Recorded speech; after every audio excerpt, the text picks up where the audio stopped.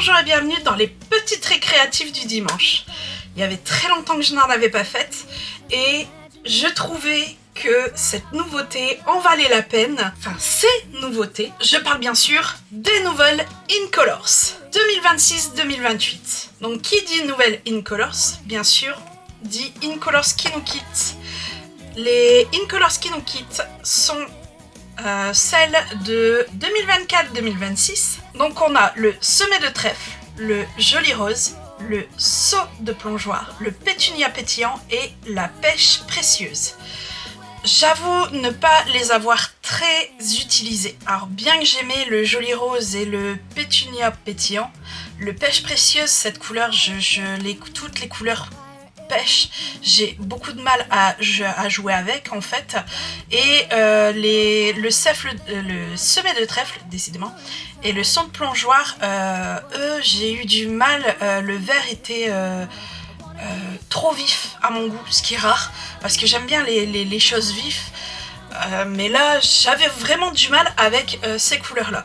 Donc celle-ci nous quitte pour dire bonjour à l'hortensia honorable, le pin placide, le gloire doré, le cocktail cantalou et le pivoine épanoui. Avec ces 5 couleurs, on a une nouveauté également, qui est un noir nu hybride. Donc pour l'instant, je vais le mettre sur le côté. Je vous expliquerai ses spécificités tout à l'heure. Je vais d'abord vous parler des Incolors, puisqu'il y a du changement. Comme vous l'avez pu le remarquer, il y a une différence de taille, au sens propre comme au sens figuré.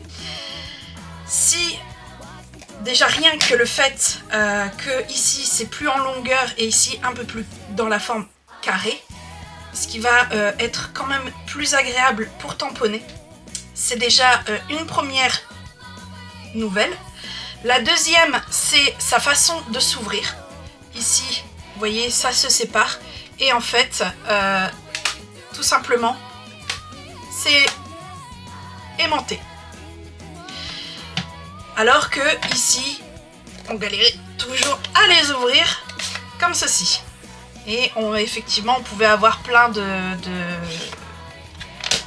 possibilités quand même qu'on garde avec celui-là, comme appuyer ici et avoir de l'encre ici. C'est toujours possible avec cela. Ça change pas. Une autre chose qui change comme ici, c'est que si on voulait vraiment les empiler correctement, il fallait que les picots de l'arrière soient bien mis dans les creux de devant. Et encore, même en les bougeant, il y a des moments, le nombre de fois où je les ai fait tomber les uns des autres, c'est incalculable. Alors que là, deux, ils tiennent très bien. 3 au maximum. Je suis bien au maximum, la preuve. Par contre, quand on les bouge dans notre... regardez, je vais vraiment pas avec le dos de la cuillère. Ça tient très bien. Déjà ça. Et la dernière spécificité, en fait, c'est simplement sa mousse encreur. Je vais prendre celui-là parce que c'est celui-là qui parle le plus. Ici... Alors, je vais réussir, oui, à faire le point, voilà. Ici, on a une feutrine dans le fond et on a un tissu au-dessus. Regardez, voilà. Alors que ici, on avait une mousse vraiment classique comme on les connaît. La différence, on la voit sur plusieurs choses. Déjà, la formule de ces encres-là n'est pas la même que celle-là. Donc, forcément, on ne peut pas mélanger, par exemple, parce que Stampin' Up va unifier ses pads à toute la collection, à terme. Donc, on va pas se dire, bon ben, je vais acheter ce pad-là, mais garder mon encre, mon recharge d'encre. Non, c'est pas possible, vous allez fusiller votre pad, ce qui serait dommage. Et l'autre spécificité également, je vais vous montrer en image... tout simplement pour ce test, c'est que si ici je vais le prendre et je vais appuyer fort, comme vous le voyez, on en met partout en fait. Il y en a vraiment partout et l'encre, on risque de tamponner de façon pas très élégante et on va devoir recommencer. Alors que si on fait le même test avec un boîtier, un nouveau boîtier, vous voyez, ça n'a pas du tout bavé comme tout à l'heure sur le... Donc je vais vous montrer ce que donnent les couleurs. Ah, il y avait trop d'encre. Il y avait trop d'eau. Je vais en prendre un autre.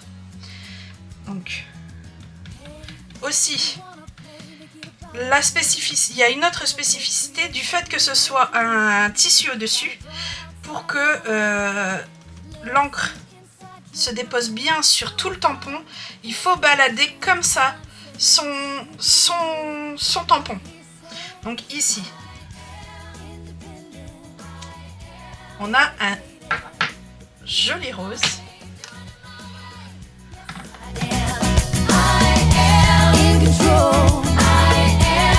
Ce qui nous donne ces couleurs ici.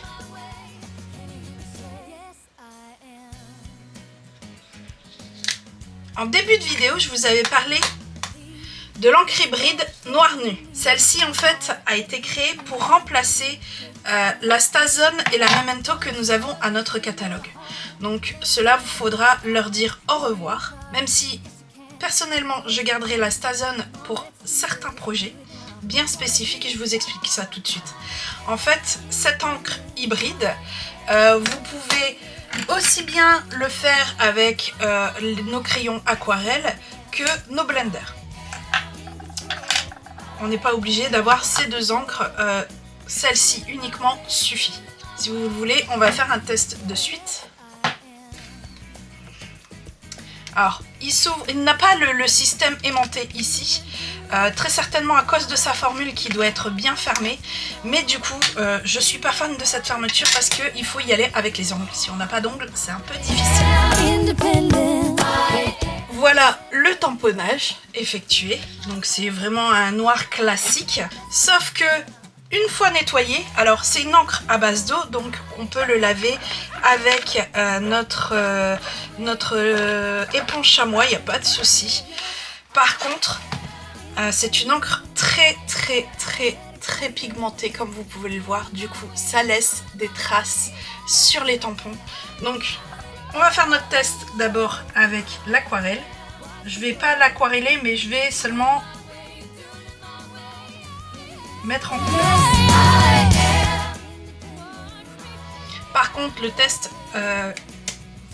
qui vaut vraiment le coup, oh là là, je crois qu'il va falloir que je me reprenne un ocre roussillon.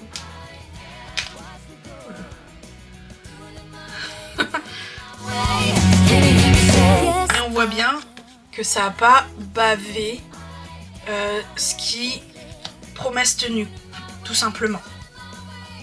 Donc voilà les nouveautés qui sont sorties cette semaine que je voulais absolument partager avec vous, que vous allez voir et revoir pendant 2 ans, ça c'est sûr et certain, tout au moins pour celle-ci, puisque celle-ci reste un permanent de collection.